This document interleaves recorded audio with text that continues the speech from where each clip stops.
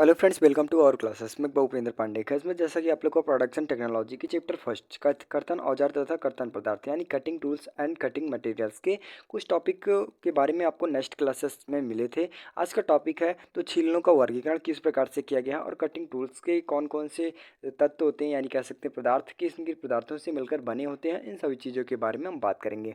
तो यहाँ पे जैसा कि आप स्क्रीन के माध्यम से देख पा रहे हैं, यहाँ पे जैसा कि आप स्क्रीन के माध्यम से देख पा रहे हैं छीलनों का वर्गीकरण यानी हम कह सकते हैं जो छिलके होते हैं, कोई भी कारखंड काटे जाते हैं तो जो उस कारखंड काटने यानी औजार से काटे जाते हैं तो उसमें जो ऊपरी अनावश्यक पदार्थ निकलते हैं वो तीन माध्यम से निकलते हैं। फर्स्ट कौन सा आता है तो असतत आता है, फिर सतत आता है, फिर उसके बाद गणित और कोर आता है। ठीक, यहाँ पे आपको तीन पार्ट इसमें मिले होते हैं। ठीक, जैसा कि आप स्क्रीन के माध्यम से देखिए, फर्स्ट वाला कह रहा है कि असतत या खंडी युक्त चीलन, यानी हम कह सकते हैं जो फर्स्ट वाले चीलन में क्या होता है, असतत या खंड युक्त चीलन क्या होता है, इसमें अगर कारखंड पे कोई भी ऑपरेशन किया जाता है तो जो उसमें यानी कह सकते हैं जो ऑपरेशन यानी अनावश्यक पदार्थ निकलते हैं वो टुकड़ों के रूप में निकल जाते हैं यानी बहुत बारीकी रूप से निकलते हैं।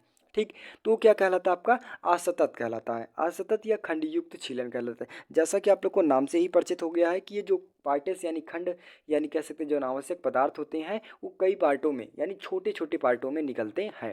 ठीक, यहाँ पे जैसे कि आप फिगर के माध्यम से यानी कह सकते हैं स्क्रीन के माध्यम से देख पा रहे हैं तो डिफिनीशन देख पाएंगे कि ये छीलन छोटे छोटे कणों के रूप में खंडों के रूप में होते हैं। इस प्रकार की छीलने सामान्यतः ढलवा लोहा तथा कांसे जैसे भंगुर पदार्थों के लिए मशीनन के लिए दौरान किया जाता है।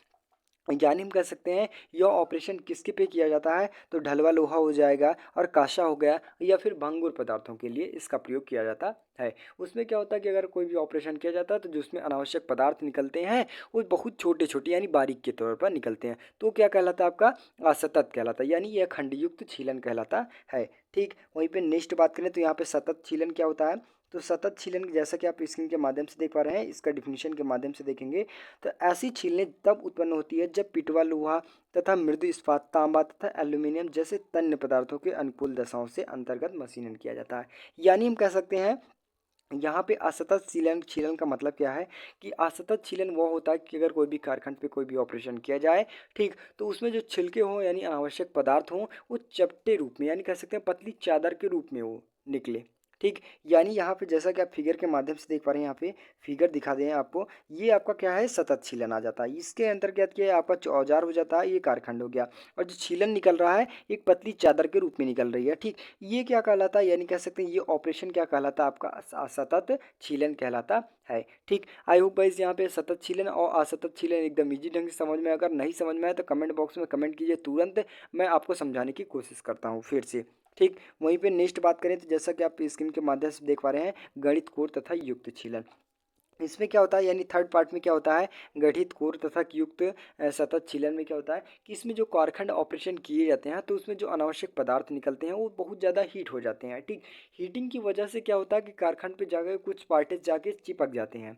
ठीक, और चिपकने के बाद ये भी लेयर की तरह निकलती है यानी कह सकते हैं पतली चादर के ही तरह निकलती है उसके जो छिलने।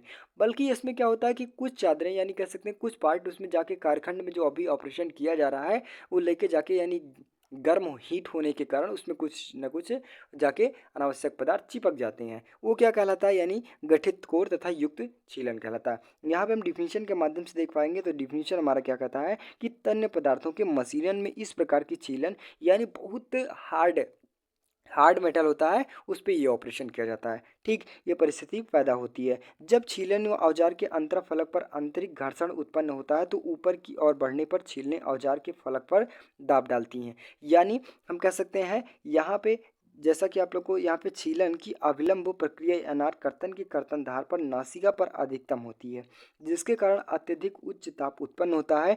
फलस्वरूप और नार की नासिका के समीप वाले संपीड़ित धातु औजार बेल्ड हो जाते हैं और बेल्डित अतिरिक्त धातु को गठित कोर कहते हैं। यहाँ पे हम फिगर के माध्यम से समझाने की कोशिश करेंगे तो फिगर जैसा कि आप देख पा रहे हैं यहाँ पे ये आपका कार्यखंड हो गया और ये आपकी औजार हो गई, ये आपकी छीलने हो गई। इसमें क्या होता है कि जब ये औजार फोर्स यानी कह सकते हैं इसमें एक ऑपरेशन किया जाता है, तो औजार करने के बाद कारखंड पे जो ज़्यादा प्रेशर पड़ता है, और प्रेशर पड़ने की वजह से उसमें क्या होता है कि यानी हीटिंग यानी ऊष्मा उत्पन्न होती है। ऊष्मा उत्पन्न होने के साथ साथ जो उसमें छीलने यानी कह सकते हैं चादर के रूप में छीलने आपकी निकलती है, तो उसमें क्या होता है कुछ पार्टेज क्या होता है चादरों के यानी कि चादरों के रूप में निकल आते हैं, और कुछ पार्टेज एकदम बारीकी रूप में निकल जाते हैं।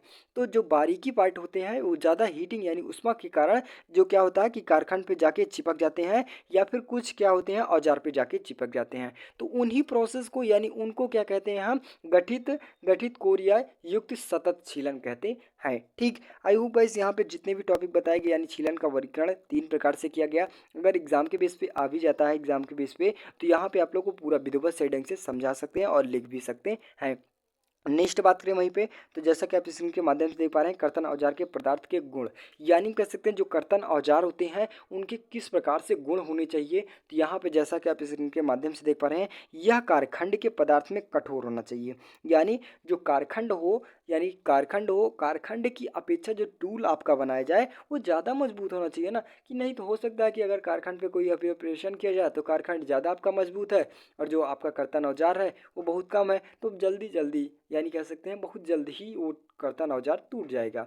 तो ये ऐसे गुण नहीं होना चाहिए, बल्कि वो ज़्यादा यानी कारखंड से ज़्यादा गुण होना चाहिए, यानी कह सकते हैं ज़्यादा कठोर होना चाहिए। वहीं पे नेक्स्ट बात करें तो यह सख्त होना चाहिए, तथा इसमें झटके झटके सहने की क्षमता भी होना चाहिए। औजार इस प्रकार से बनाया जाए कि अगर कारखंड में कोई भी ऑपरेशन किया जाता है, बाय द वे कोई भी झटका भी लगे, तो उसमें आसानी के तौर से वो पदार्थ यानी कह सकते हैं जो कारखंड है कारखंड की अपेक्षा आपका औजार जल्दी से ना टूटे, इस प्रकार से होना चाहिए। यानी झटकों का सहने का भी कह सकते हैं सहने की क्षमता भी होनी चाहिए।